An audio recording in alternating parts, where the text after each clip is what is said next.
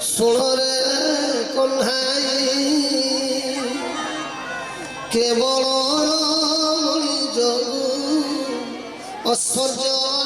ବଢ଼ାଇ